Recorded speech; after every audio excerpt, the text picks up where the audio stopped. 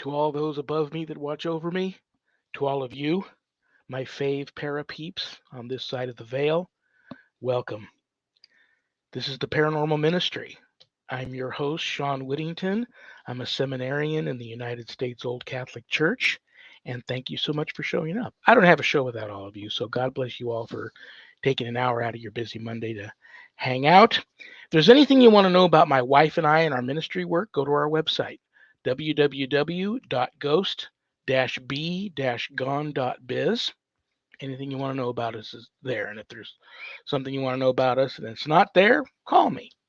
I'm an open book. I'm easy to talk to. I'm approachable. Just reach out to me. So this is the last Monday of the month. And you know what that is? That's right. It is Happy Medium Monday. So this is how we roll tonight. There will be no mediumship, conjuring, just psychic readings. If you need conjuring, I'm sorry, if you need, yeah, we all need conjuring. If you need mediumship work from my very special co host tonight, reach out to her after the show at her website, which is www.capecodhappymedium, all one word.com. Tonight is just psychic readings. Try to limit them to one question per person so we can get to everybody. And we're going to take questions like, romance, love, employment, health, if you're going to do some traveling, things like that. And we don't take calls. So if you're watching, you can only get your free psychic reading tonight if you're watching live. And you just type your question in to the chat room.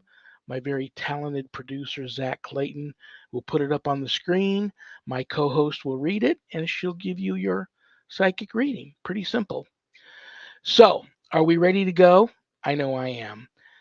Live from Cape Cod, Cape Cod's only live on air psychic radio personality. I've known her forever. I love her. So gifted, so talented. Please welcome to the show the one and only, my co host, Susan AHEARN. Howdy. How are you? In the famous tone from an old Seinfeld show. Hello, Susan. Um, Hi. Hey, what's up? So I don't know. We may get 100 calls. We may get one call. We We don't never get know any what happens. calls.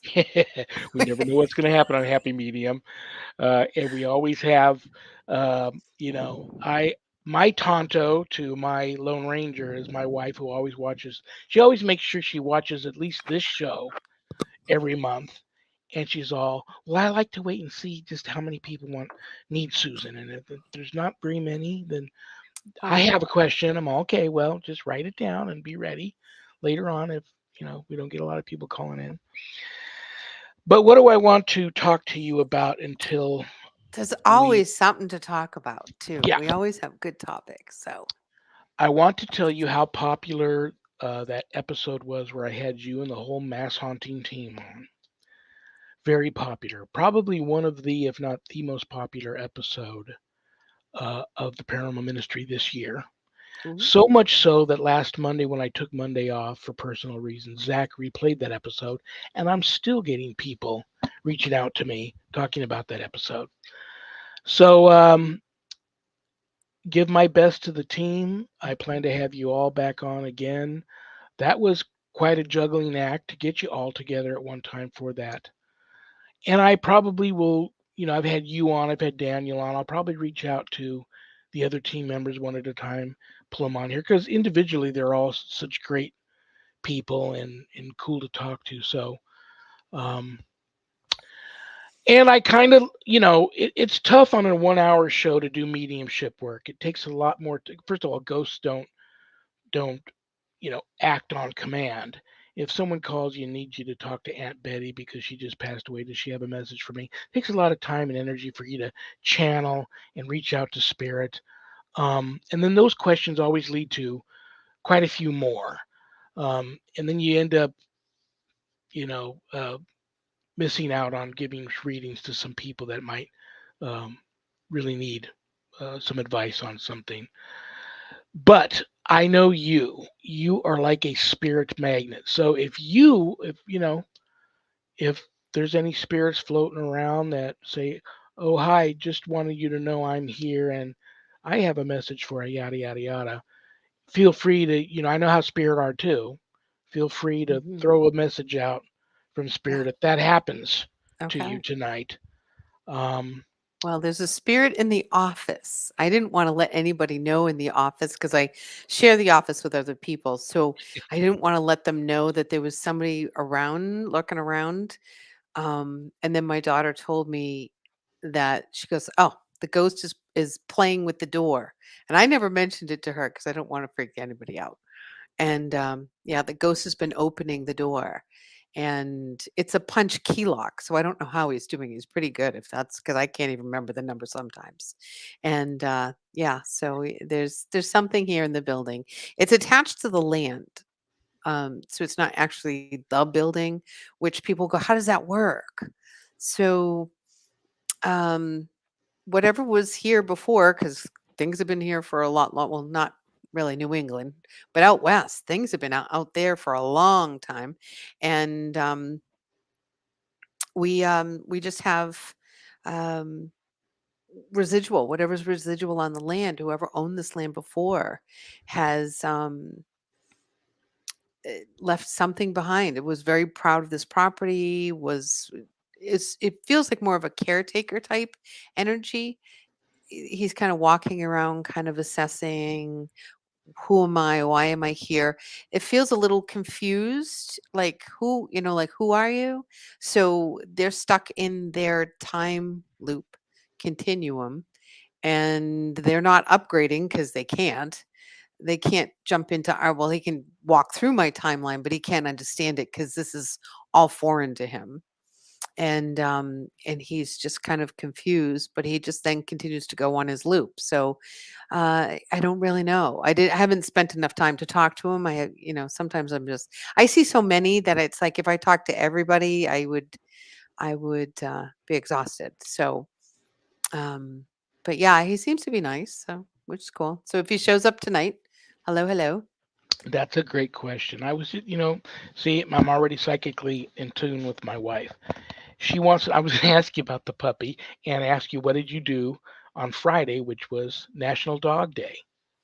Yes, you know what? I didn't even post anything about him on National. I felt like a very bad new mom, but I actually went to your profile to look yeah, I and I didn't didn't. see anything and I didn't. It was so big. I've been so busy. Like we're putting together well, the dog is fine. My pup Winston is doing great. He's 65 pounds at 5 months old. And so he's doing great. He's growing big and Since they grow so fast, and I've had mastiffs all my life and a couple of Great Danes, I would wait till they're about a year and a half before you get the saddle. bright. Yeah. You can't get anything for them. Like his collar, I just every week I make it bigger whether he needs it or not, because in 3 days he's gonna grow into it. So it's like, oh.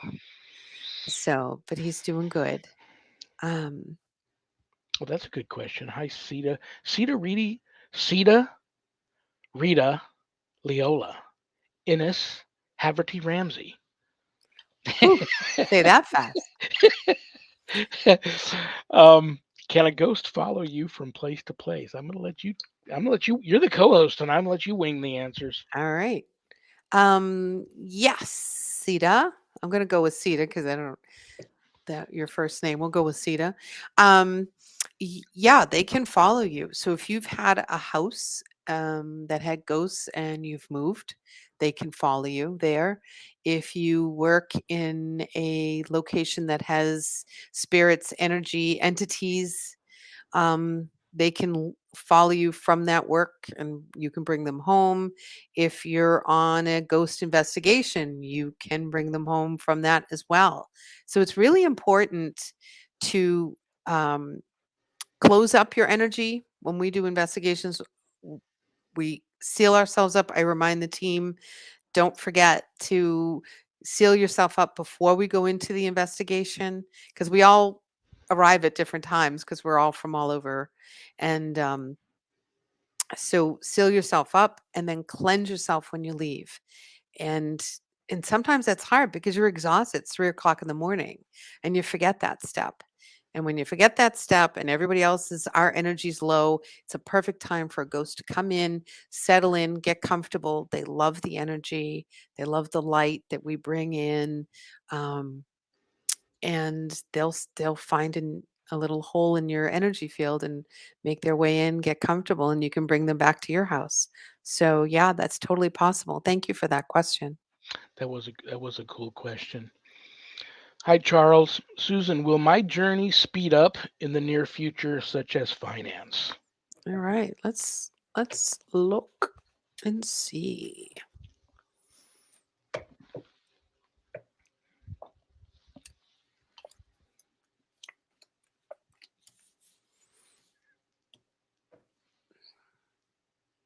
So your guides are talking to me. They're kind of overseeing what's happening at the moment. They were saying that you have feel like you are personally on a pause, and I don't know if that's because you're afraid to move forward, or you're just in a place right now where um, you're making careful assessments. So either way, yes, you are going to move forward. There's a lot of unknowns right now. This is the stranger card. And I feel like you're the joker. This is the liar card that you're either not trusting. It doesn't necessarily mean liar, but you're just not trusting of something that's happening. And so take your time, connect with your guides, connect with what's happening, go with that internal um, gut feeling, because they say that you're good with that. I get the yes on that. So you can make the right decision. You're just questioning. It just feels like maybe something's taking longer than necessary. And I don't think it's personal. I just think that that's what's happening with the planet. So, um, yeah, take your time. But yes, it will. And you'll be able to make the right decisions. Uh, and the now card. So it's closer than you feel or closer than you think that you have to make these decisions. So not to worry. You will do well. Thank you for the question, Charles, and I'll add you to the prayer list tonight. And I hope everything works out for you. Yeah. Um, Ghosts, only because we are just what are we, a couple of months away from Halloween? Yeah, Right. we're at the end of August, so yes, a couple of months away. Um, I hate to use the word controversial, but I'm just going to throw that out there. That's a really controversial topic right now is just ghosts in general. And you know me, I'm all over the place in my life. I wear a lot of different hats. And there's people in my field that believe there's just angels and demons. There's people, and they believe that these, what we perceive as ghosts, are demons tricking them. And I do believe in my lifetime I have, you know, been fooled a few times. I do believe in ghosts. Many people don't. Um, what's your take on ghosts? I see dead people. So they're there, you know. Um, they do. So let's go with like the tricking part. What kind of ghosts? There's many different kinds. They're not just like a rubber stamp ghost. You have um, you have your intelligent ghost that can tell you factual things. Like that time when I was doing an investigation and I was going through my routine getting ready for um, the investigation, and the ghost several later into the investigation says um, that through the voice, the spirit box said that he saw me in the shower. And I'm like, "You little stinker." Because I felt somebody present, and I always thought I wasn't even there yet, and he was able to connect with me.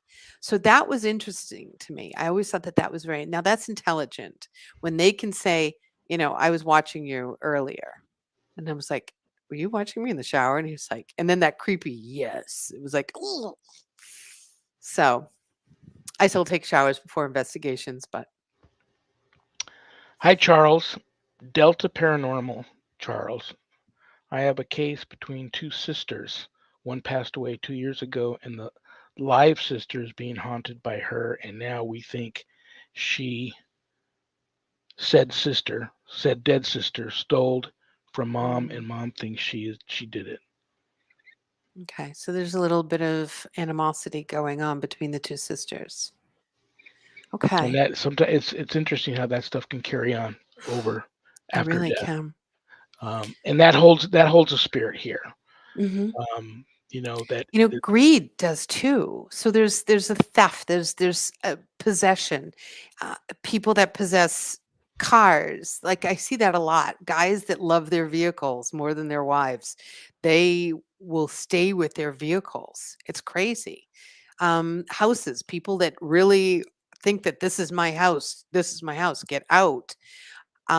It's they're possessing an item, and this dance between these two sisters, dead or alive, it's still happening. I mean, this animosity has probably been going on between the two of them for a long time. And the best thing you can do with that is to have the live sister just totally disconnect. Like, you know how you have to, sometimes you have to get rid of a bad friend, and say, I don't want to talk to you anymore. This isn't working for me. This isn't a healthy relationship. It's the same thing with this, with the dead sister, is that you just say, the live sister has to go, this is no longer healthy. I do not allow this bad behavior. This is inappropriate. Um, whether she did or not, whether there was a theft involved and it was actual, um, she can still disconnect from the sister that's not alive. um, we give family members extra permission to be inappropriate, when we lower our boundary standards for families, and so sometimes that needs to be kicked up. But karma will get whomever took whatever, on any level. I think the pain and suffering then goes to the person who did the injustice, either through life or in death. And so, if the sister really doesn't want to be bothered, she can then disconnect from that energy, but she has to be, that's a messy one. That's like it, ghostly domestic. I don't like those on any level. So good luck with that one. Oh, this is from the Button Monkey. The Button Monkey, just so people know, started monkeypox. Can conflict during a funeral cause a loved one to not move on? Oh, completely. Yeah. Yes. That drama is just so limiting. Ugh, it's just, yeah, it'll keep the person from moving on, and it keeps the suffering. It perpetuates the suffering for everyone involved. And so the most important thing is if your loved one is dying, is to have that beautiful, peaceful conversation to say, enjoy the journey, go be free, let go of what's here, and go enjoy what's coming for you, your next adventure. Um, they'll come back and tell you, thank you so much for that. And you'll it for everyone involved, they need to go on. It's their next, it's like graduating, everybody gets to graduate, and you wouldn't want to hold anyone back from graduating because of your own selfish need to possess. Once again, it's possessing things that aren't ours. Nobody is ours. Nothing is ours. We're just, everything is here to borrow for a short period of time. And if you don't appreciate it and love it and abuse it, you're going to lose it, and you won't get that. And then the suffering for you on the other side is, oh, I really took advantage, abused and misused the things that I got as gifts on this planet as we know it. So, Charles, spot on, and thank you, Susan, and thank you, Rev, oh, for the prayers. thank you, Charles. Got it, brother. Anytime. Reach out to me anytime you want, Charles. Yeah, vice Um, versa. I throw people's like the regular show I do during the month, Mondays and Fridays. I get people send me prayers or prayer requests, I should say, all week long, and I throw them in that prayer urn, or the urn that I got, and I call it now a prayer urn. And then I pull, I always leave a few in there for the show and pull a prayer out. But I'm dipping in that urn all week long in contacting people, whether it be, um, a video chat on Facebook or Zoom or Skype or phone call or even just private message. Let them know I've got your request and I've added you to the prayer list, and this is the prayer I'm going to offer up for you. So just anybody out there that needs prayer, that's a give me. You can reach out to me or Susan and ask for prayer, and we will be more than happy to. I know what I want to ask you. I have a question for you, not a psychic question, but like earlier in the green room when we were chatting before we went live, and you talked about how people don't come over anymore. You're having difficulty getting people to your house because you've got ghosts there, Yep. and you're sitting in a workplace that's haunted. The animal hospital. I'm not going to say the name of it. It's haunted. Everybody there knows that it's haunted, and they used to blame me. Well, they know my wife's extremely Mhm. sensitive spirit. She's a spirit magnet, and then Mhm. they know what I do, so they used to blame us for the hauntings there. Don't And we then get blamed for everything? yeah, Yeah. and so we're the original. It's not you, it's me, Yeah. people. Right. But um, then I had to remind everybody long before my wife and I came to work here, the owner of this clinic was having issues because he lived there. When he took that clinic over, he didn't have his home built yet, so he lived in that clinic, showered there, ate there, slept there for quite some time. So he talked about the experiences he used to have there in this clinic. But it got so bad to people, wanting to leave shifts early if they heard a story or if something weird happened, or, if something weird happened to them one day, they didn't want to come to work the next day. And then the talk started snowballing, and the people just, you know, right in the middle of busy times of the day wanted to sit around and tell ghost stories. So he kind of put the kibosh on no more ghost stories. Good. Um, how do you handle that? I don't, friends, family, neighbors, nobody comes around here anymore because they know. And I I took it quite well. I kind of rolled with the punch. Not really a big deal. I understand. Um, how is that for you? And do you, how do you handle that? Um, well, I need someone to be able to stay at my house and watch Winston while he's a puppy, so it was hard. It was hard to get someone to stay overnight because of the thumping and bumping around that goes on that I don't even hear anymore. Um, and it's hard for me to say, "Oh, don't worry about it." Are you honest like with a real estate person selling a haunted home? Do you hide that, or are you honest ahead of time with somebody like I need you as a dog sitter, but I think everybody knows. Like, and even the question was, "Oh, what's her house like?" You know, "Oh, you went over there. What does it look like? What's it like inside?" Like, is it haunted or so I think people just assume or expect it to be. And then sometimes I see when I am interviewing people for their investigating their house. Well, this happened and that happened. Well, that could have been just the wind or regular.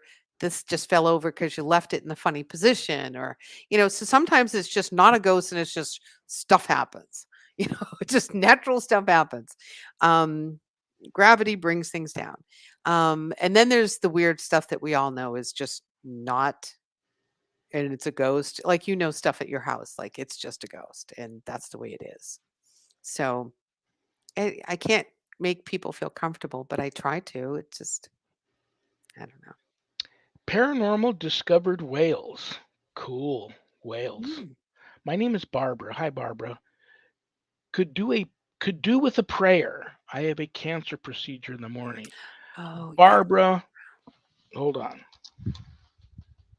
Thank you for reaching out, Barbara. First of all, let me put a blessing on you, Barbara, and may the Holy Spirit enter and intervene in your life right now and wrap its arms around you and remain with you for your procedure tomorrow and remain with you on the remainder of this journey and on to the next. God bless you. And I'm going to write your name down right now, Barbara, and I will add a prayer for you. Good. And don't forget, Barbara, when you go into procedures, with it be anything, um, invite your guides, invite the spirits that are there to help you and to guide you through this journey at this time to be with you. And that's huge. Anytime I've ever had a procedure, I've always invited them to come and be with me and to oversee the people that are doing the procedure, talk to their guides, to talk to, so you make sure the doctor's on spot, and you really can open up. It's an amazing thing, so that the nurses that show up in the morning are fresh and ready to go, and that everything moves smoothly as you go through your procedure, so that everything is aligned perfectly. Yes, well, you'll be in our prayers and in our thoughts tonight, Barbara, I promise. Yeah, ghosts. Funny thing that might, yeah, there's been some crazy things happen here at the house too. Workers that have come here. I had ghosts. That's the only thing I can think of. Called, did I tell you the 911 story I don't from think here? so. No, I don't think Ghosts so. called 911 from here once. Shut up.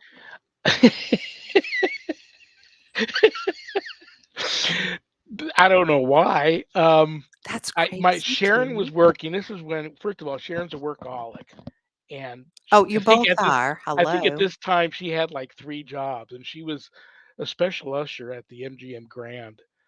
I'll finish the story later. Well, let's get to Charles. Hi, Charles. To me, ghost is just a name from my experience. They are called many things. They were jealous of each other, and she had dresses of hers that she knows she does not like. That's funny. Oh, you get your hands full, Charles. Yeah. I don't know, but definitely call me if you need a backup. But Charles, sorry you for can that. reach out to Susan after the show at www.capecodhappymedium.com. Yeah, you've got your handfuls there. But Mm. Sharon was out working at, I think she was working a concert. She was many years a special usher at the MGM Grand Hotel. She was Mm. working a I concert see. there, I believe. And I went to go say goodbye to some friends that were going back to England. I had 3 mastiffs at the time that were in the home, and I come home. I pull into my driveway, and here I am. I just get out of my car, and something doesn't feel right. I can hear my dogs in the house going nuts. Something doesn't feel right. All of a sudden, all these flashlights in my face, and all these SWAT dudes come out of, out of my shrubs behind the car, around the Stop. side of the house. Yeah, they're on me. And they said, well, we had a 911 call come from this house. There was nobody in there. A 911 call came from this house, and we have already called animal control because We're whatever gonna you got go. in there sounds like 3 bears Yeah. are killing somebody, and we thought, we're gonna have to shoot them, and we don't want to have to do them. Like, yeah, don't go in there and shoot my dogs, please. But what's going on here? I explained that I live there and that my wife's working, and I was out with some friends, and now I'm home, but there's nobody in the home but my dogs. Nobody could have called 911 from the house. Oh, well, no, we got one. We've traced it. It's to this house. And so I said, listen, this is what we got to do. You got to let me go in first.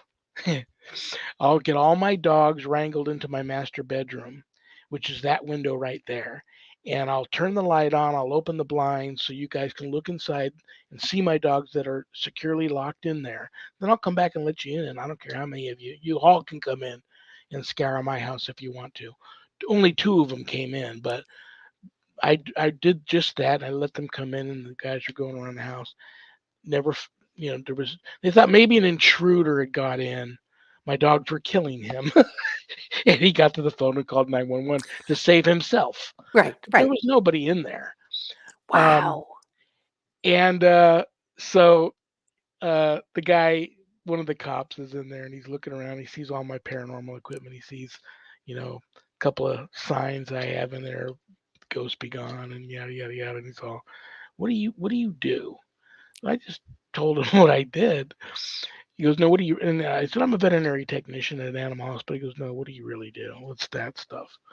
I'm all, well, my wife and I have been paranormal investigators for since as far back as I can remember, and I'm also in the deliverance ministry uh, field. He goes, so he didn't want to in front of his buddies come out with that he's into all of that, but he was giving me the look like something here. Place that call, and you better take care of your business. Hi, Rob. No disrespect intended, but I believe that Christ is the only one that can intervene and heal a person. Just my opinion. Absolutely, Rob. I have. You should get my book, Rob, and my second book comes out later on, like November of this year. It was supposed to come out late summer. Now it's going to be late fall, but it's ready to go. But there are many stories I have in there of personal experiences with extreme divine intervention. And many, many times Christ has helped me and healed me. My wife's a 3-time cancer survivor, wasn't expected to survive. And I'm telling you that the fact that she's still here and the last full body CT and MRI that we've done on her show no trace of any of the cancers anymore.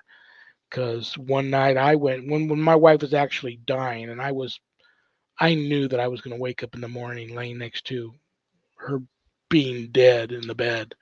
I snuck out and went to this all night prayer chapel around the corner, and I did something that my mother did before I was even born to ask for God to spare my father's life. He was on his deathbed, dying from an incurable disease in a Navy base hospital, and she crawled on her hands and knees in church all the way up to the altar and threw herself at the mercy of the court, if you will. I did the same thing that night and prayed for them to spare my wife's um, life. And at the time, I had left the field of deliverance ministry because I had come under attack a couple of times. I knew that my wife was a survivor of some extreme demonic attacks, so I did that.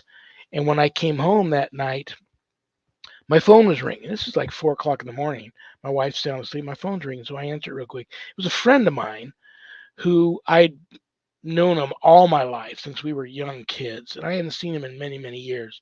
But I knew he had moved to the East Coast and he was dying of advanced colon cancer. He was on his deathbed, just hours away from expiring, going on to heaven. He was an atheist, and he said on the phone to me, I needed to call you. He knew my wife was dying.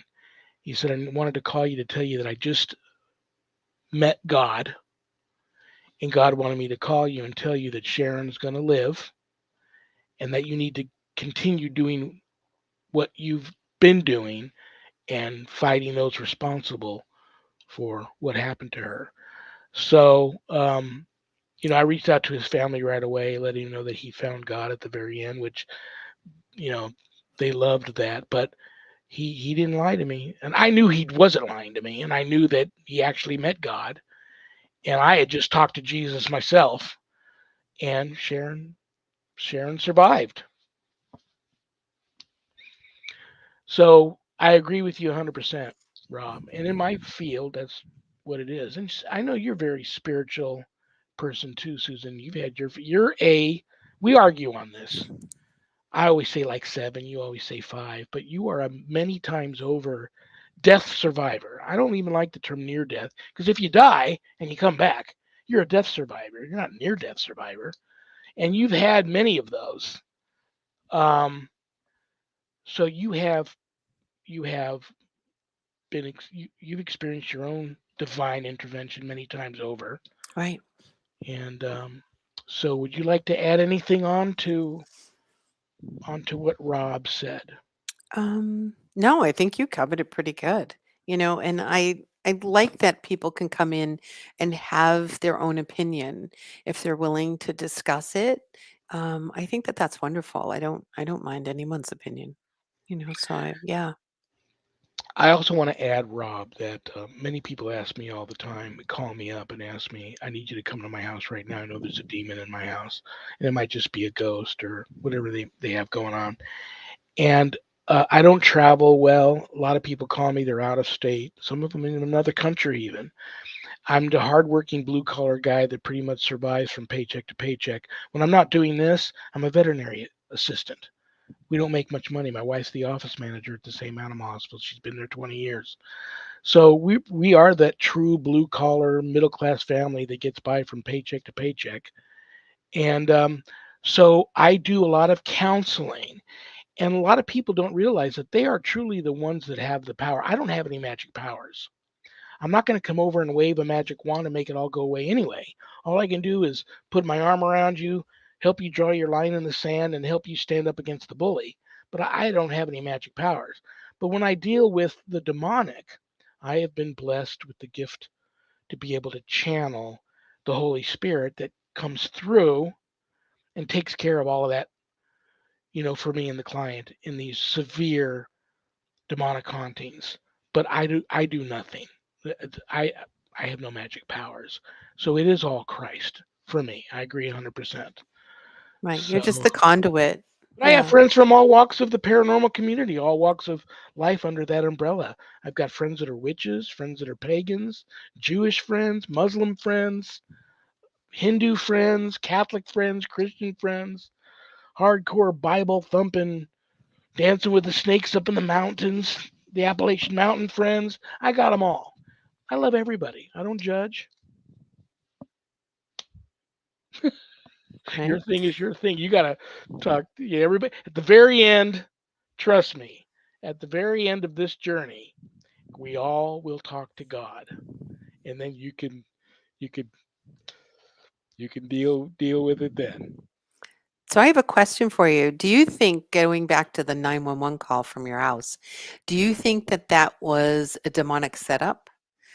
That I don't know. It's I have like so they could go in, shoot your their intention was to go shoot your dogs, thinking they were mauling someone inside. Say they go in, shoot your dogs. It's exactly what the demons in your house would have wanted. Totally, because they know how much you love your dogs, and they go for what you love. Yeah. yes, and at that time I wasn't uh, really experienced on how to battle these things, and many times not even experienced enough to recognize the warning signs. This is Mhm. way before uh, I got it, got on the path to be where I'm at today. So very possible because there's lots of ugly things have happened here before I learned how to put up that really strong hedge of protection around the place. And whenever issues do get a little weird, I can tell if it's just us. And you know what? Spirits in visitation, or some that are even attached, I believe, to the land here and to the home before Sharon and I even moved in. They're cool with us, and we're cool with them. I have, I have, for lack of a better term, I have spidey senses that go up when I know that there's something that is lurking around outside or has somehow found its way in here, and I need to deal with it right then and there. Um, but there was a time when I didn't know that. To this day, my wife and I don't sleep in our master bedroom. We are still sleeping on a California Queen mattress in our living room. We don't. We go into the master bedroom long enough to get something out of the closet if we need it, if there's something in that closet, or go to the master bedroom bathroom. I still use that shower. Sharon has her own bathroom, and there's a tub in there and all that. But we don't sleep in there anymore because of some of the things that we experienced in that room back in the day. Right. I'm sure it would be all okay to go back in there now, but since then, I've turned it into a second office and a storage place and all that sort of weird stuff. So, but we still sleep in the living room because of that reason. And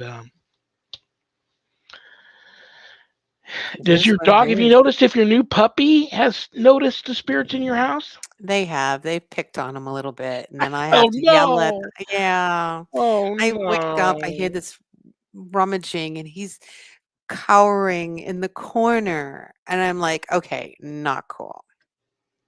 leave I kids almost wish and I didn't pets ask you alone. that question because Mhm. that upsets me. Hi Jeff, how are you two doing from the goat from Ohio, the greatest of all time? I didn't know you were the greatest of all time, Jeff.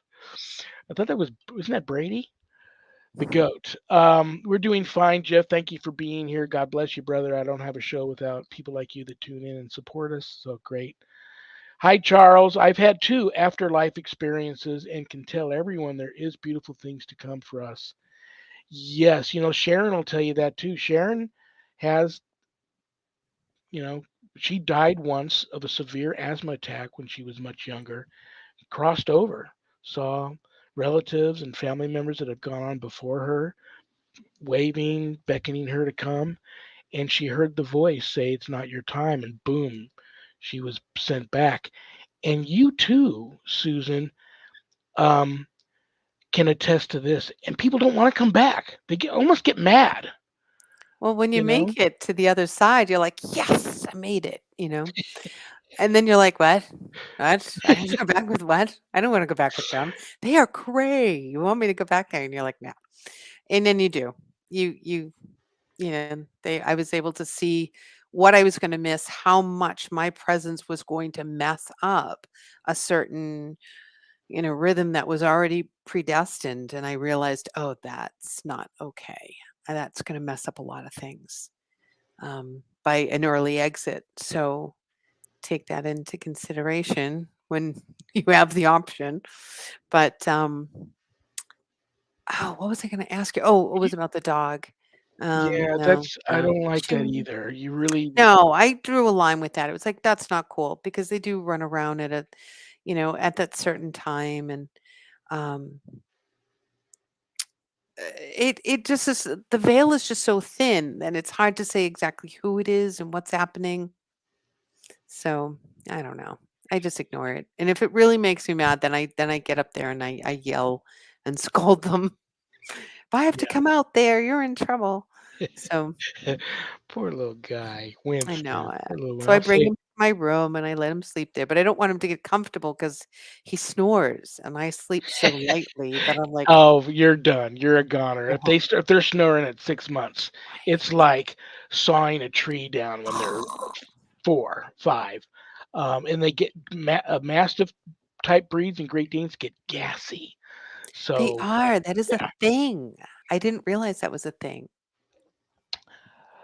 Rob, I know I have Oh. spirits in my home and it freaks out my dogs. Yeah, my dogs well, I only have one left now. She's accustomed to it. Like she sees that apparition of Sharon sees the apparition of me, which turns into the apparition of the child that I have a picture of in my first book.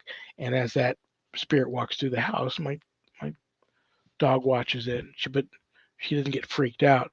And I have other spirit animals here, and she sees them. And when it's a spirit animal, her tail will wag, and she Mhm. get the little. Do you want to play, or are you just going to float through? Oh, you're floating through. Okay, Right. so it is what it is. I think they learn, they adapt. Like, even with, like, my grandkids, they adapt. They realize, "Oh, this is just the way this is here." And then they know they get comfortable unless it's something mean, but then you're gonna feel that it's a negative something that's in the house, and then I put a kibosh to that right away. So, yeah. Even If somebody's not like you or I, and it does freak them out to have these spirits in visitation, even if they're harmless, Mhm. then would you recommend? This is a two-part question. Would you recommend they do something to try and get these spirits to move on, make a deal with them, and if disembodied human spirits hang around, some theorists feel they become after a long period of time, it it's the hurt and the unhappiness of being their here personal trapped here. suffering, They so to turn speak. malevolent. Oh, no. Well, it's like any I think that they're people. They used to be people. So, they're you're not gonna be able to convince anybody on this plane that how to end their suffering if they wanna suffer, right? You can't do that. We can't change anyone's mind. We can suggest, we can show them the light, I can't make anybody go there, but I can show them that light and I can go, "Okay, go now." Like we coax them to go, but we can't make them go to the light. And if they don't want to, they don't want to. And that's it. And so then they perpetuate their own. I don't think they amp up and get nasty the longer they're here. I don't think that's it because I've seen a lot of um some of the ships, the captains' wives hang out a lot. There was a lot of sorrow, suffering, illness in the New England area, and waiting for a loved one to come home left a lot of um, emotional energy, and they kind of still are waiting. But I don't see them being nasty as they're waiting, and it's been 300 years. I'm not seeing that. I'm just seeing that they're still suffering, they don't have to. And I think once you explain to them that they don't have to, they're like, "Oh, really? I can go?" I'm like, "Yeah, there, I'll help you go." They usually don't know, and I don't understand why they don't know. It just wasn't a concept until you explain it to them. And then there are some that just go, "No, this is my house. I'm not leaving." It's like, okay, well, these are my rules, you know? And I think that it's a boundary. It's teaching people boundaries on all levels is important. So, I've been guilty of doing all three. I've had people before. I've told people before I'm trying to make a deal. I've even, shame on me a time or two. I've told people I thought they should move. I really hate doing that. But for the most part, I like to let the spirit know. I like to check and make sure the spirit even, like you said, knows it's even dead. And I will sometimes it can be a shock to them when I say introduce myself, and I say that I'm here with all respect. Do you know that you're dead? You are dead, and you do not, you now belong to the ages, and you do not belong in this world. You need to go where you are supposed to be now. And if they mhm, don't know where they're supposed to go, then that's when I start yeah, trying to channel and call in, all the warrior angels and guardian angels and spirit guides to come in and wrap this soul, this lost soul, up in their wings and carry them if they have to where they need to be. So, yeah, I've been guilty of doing all of that stuff, and sometimes the advice you get is not cool. But I think we're just, yeah, you're in a tough situation. You need your dog sitter occasionally. So you're gonna have to, oh, yeah, wow. It is what it is. yeah, it is what it is. So we had someone ask last time we were on, what is the difference between the Ouija board and table tipping as far as conjuring? That's a great question. I'll let you That handle was that. Yeah, that was a good question. And I was thinking about it, and other than um, training, there is none. There are most people that use a Ouija board are novice, fooling around 16-year-old kids, usually, right? I mean, that was 12-year-olds getting a hold of a Ouija board. So you're not knowing what you're doing. Um, you can't pick up a table and start tipping it. That's not going to work that way. Um, if it happens, that's very rare. But there are like I have a everyone will get a table tipping guide, and that guide helps with. So there's a lot of process um, that goes along with tipping a table. It just doesn't. You just don't pick up any table and make it move. There's there's a safety net involved and a power protection and making a connection and then practicing that connection. You're not a good table tipper the first time around. It takes practice, and so you make practice making that connection. There's trust between you and the guide on the other side that helps these souls come through to the table for their highest good and for my highest good or anyone else at the table. And they also Archangel Michael is there to make sure no shenanigans goes on.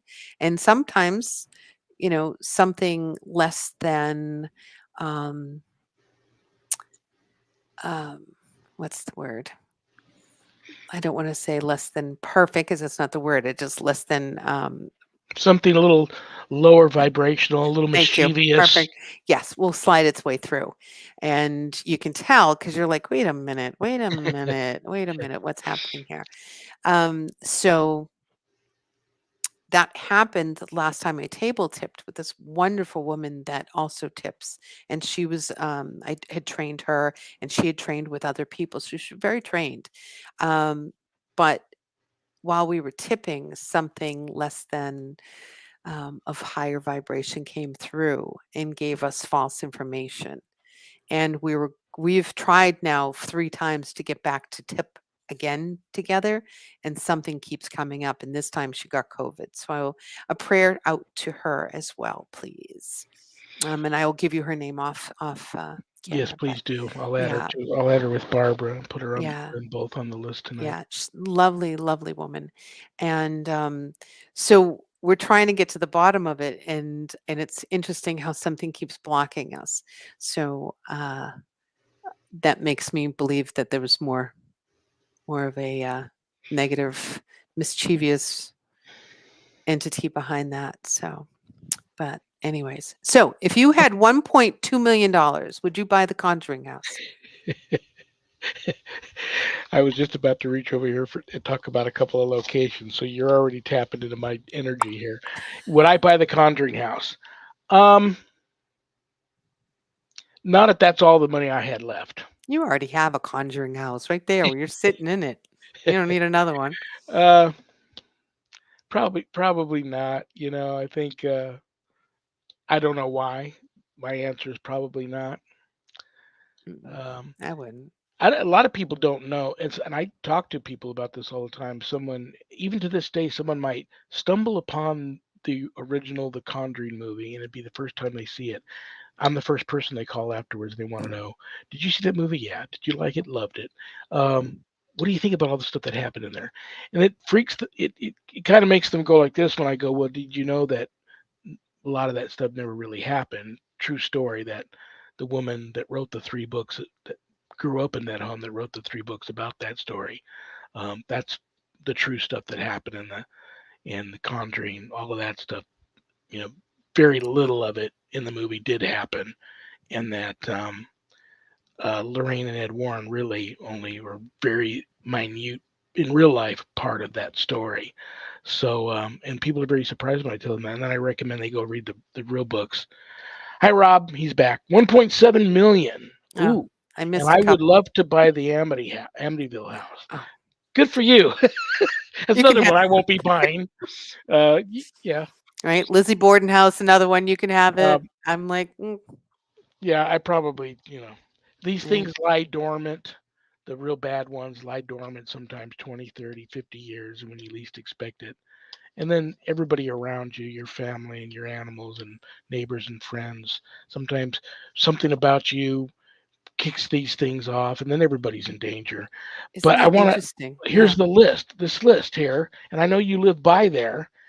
One of the latest, very reputable, most haunted locations in America list came out. And in the top 5 are 2 locations in Salem. Interesting. One is the House of Seven Gables. Oh, the House of Seven Gables. Yeah. I've never been in there. Oh, well, you got to go now. Halloween's Now I just around the have to. corner. And Oh, the I other you one is know, I am not going on Halloween. That is Salem, the Witch Massachusetts, and Hunt Halloween. Oh, Village. what? The Witch Hunt Village in The Salem. Witch Hunt Village? Yeah, in Salem. Don't know where that is either in Salem. Well, Halloween's just around the corner. Okay. And, What else is on that list? oh, let's see. Well, it's Your funny that. house. That's coming into number 3. Mm. Well, a couple of places I've been to. Okay. One is they got the Psycho House, the real Psycho House where Mm. Ed Gein lived, and I didn't know you could go there. So, who wants to go and visit and do an investigation at Ed Gein's home? That's creepy. The other one is the Dakota. The Dakota in New York City is one of the oldest huge apartment buildings in New York. John Lennon lived there. He was murdered right out in front of that hotel. Oh, okay. Rosemary's Baby was filmed there. Oh. Um, Very, very, very off the charts haunted. I don't think you can just go in there and investigate, but people live there, so you can't even get a room and stay there. You got to live there, and I guess there's been famous people that have applied when an opening shows up. There have been people that have applied to live there that have been turned down. That's how exclusive it is to get in this place. Hi, Samantha. She says, "Will a ghost stop scaring you if you are nice to it?" Alright. So what You got is 5 minutes left. I'll let you handle that one. alright, here we go. What is scaring you about what they're doing? Is it a noise? Is it something? Because if you know that it's there and you almost make it as if it were human, right? And you heard the noise, would that scare you? So probably not. But if they're opening and closing stuff, just I just think of it as like a human person, just like, okay, well, if you're gonna open it, make sure you close it. Like, don't make work for me. That's the way I look at it. Like, I am tired enough. Do not make work for me. If you're gonna run around at night, make sure it's clean in the morning. Like, I don't care what you do, just don't bother me, don't ruin my sleep, and clean up after yourself. Because then I get mad. So turn the tables. Don't be afraid. Don't give it fear. Don't It fear is it. funny how they do feed off the fear. I know that's a Oh, they cliche love term fear. people throw around, but they really feed on that. Yeah, it's okay to draw boundaries and talk to them and say, "Hey, I," or ask them, "What are you doing? What do you want?" Half of that is communication. They're making a noise, so you stop to look. And if you stop to look and then run away, then they're like, "Oh, well, that didn't work. Maybe I'll do something bigger." you know? And so stop and ask it, "Is there something you need? How can I help you? What do you want?" Don't assume that they're suffering. They may not be suffering. It may be your grandmother just wants to say hi. You may have really active people that you've lost recently that like to come through. Yeah, be friends with them, Samantha. You'll enjoy it. They actually tend to be Thank you, helpful. Samantha. Thank you for the question. Well, that's the five on the top of this list: Heaven, Okay. House of the Seven Gables, Mhm. Alcatraz, the Ooh, that I'd Dakota, love to go to yeah, the Alcatraz. Dakota in New York City, the Psycho House, and the Witch Mhm. Hunt Village in Salem. And Okay. Alcatraz was the place on that list that I went to. And here was my great plan in the just a couple of minutes I have left. Me and my friend planned on, he wasn't going to stay, but we took a boat out there. We took the whole tour. The plan was to just avoid everybody until the very end of the day, and we knew the very last boat was leaving to take whoever was on the island back to San Francisco, and I was going to hide and not take that boat. And then I was just going to be on the island by myself that night. And I You're wanted to go up. crazy. Yeah, I wanted to go up to the infirmary, which they had roped off because recently, before that visit, Mhm. activity was so off the charts up there that they had roped that area off. So I was going to go up there. But I'm here to tell, and I almost made it. I mean, everybody was boarding that boat. No one knew I was there. I had hid from the docents. I got to that staircase leading up to the infirmary, Mhm. and I got hit with a feeling like I I had never been hit with before, and just I didn't I can't remember ever not wanting to get out of a place that bad, Wow. and I actually ran out of there. Didn't pee or poop in my pants, which I've done before, but I ran out of there, and my friend was laughing at me when I came down. The docents were like, "Where'd you come from?" I'm all, I had to go to the bathroom and got lost, and yeah, I'm leaving. And I got on that boat and I left, and I chickened out and didn't stay the night by myself on Alcatraz. But I was Yeah. No. Oh my gosh, that would have been horrible. there. I love you. Love you too. Give your dog a big hug and a kiss for me. I will. And What's this our was next date? Do we even know? Well, last Monday of yeah. every month. Well, you and I, the last Monday of next month is September September. 26th. But the last Monday in October is, of all nights, Halloween. You have an event that night, so we will not be doing Happy Meeting Monday, but I'll be here. Whether I'm by myself telling ghost stories or taking people's ghost stories and having them type in their story and sharing it, or maybe I That'd will. be I fun. will be here Halloween. All But right. I love you. Have a great. This is Thank nice you. that we didn't get too many calls tonight. I had a chance to finally catch up with you, although Get your questions ready for next Happy Medium Monday, guys. That's what Susan's here for, to And answer your thank psychic questions. everybody So for or for texting in, and I appreciate it. God So, bless you. I love you. all right, Kiss the dog. Give Mini Me a big hug. all Tell right, everybody on the team, Mass Hauntings, I said hi, I and I will. will be talking at you when I talk at you. All right, see ya. Good night, Susan. All right. Thank you all for being here. I will be here. Oh, no, I won't. This coming Friday and next Monday, I won't be here. I'm taking a long holiday weekend. Why, Reb? You going anywhere? No, because I'm broke and I can't afford to go anywhere. But it is a long holiday weekend, so happy Labor Day to everybody. But it's also my 20th wedding anniversary.